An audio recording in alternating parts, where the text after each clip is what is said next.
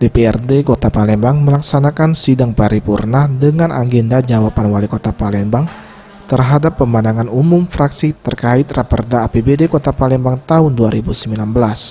Menanggapi fraksi Demokrat, Harnojoyo Wali Kota Palembang terkait sosialisasi protokol kesehatan selama COVID-19, dalam penyampaiannya, pemerintah Kota Palembang telah melakukan sosialisasi bersama gugus tugas COVID-19, RT, RW, dan camat tentang protokol kesehatan kepada masyarakat, serta pemasangan himbauan di baliho sepanjang jalan protokol. Saudara agar pemerintah Kota Palembang untuk tetap mensosialisasikan bahaya COVID-19 kepada masyarakat guna menekan penyebaran COVID-19.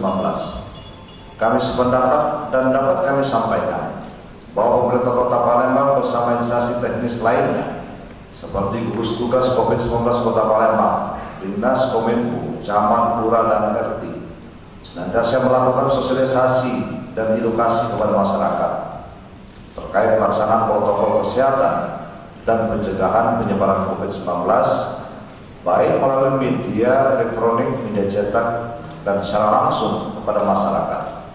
Data sampai saat ini terkait penyampaian edukasi dan informasi terkait COVID-19 yaitu melalui baliho sebanyak kurang lebih 268 buah, spanduk sebanyak 1.200 buah, brosur sebanyak 10.000 lembar yang tersebar di seluruh kelurahan Kota Palembang.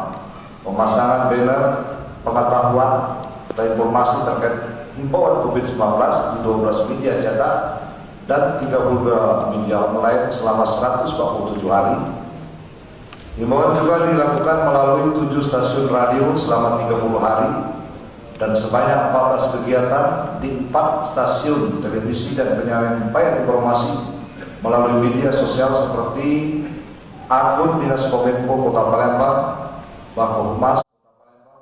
Pemerintah Kota Palembang juga menggandeng media cetak dan elektronik untuk penyampaian informasi protokol kesehatan ini, mengingat anggaran penanganan COVID-19 mencapai 485 miliar.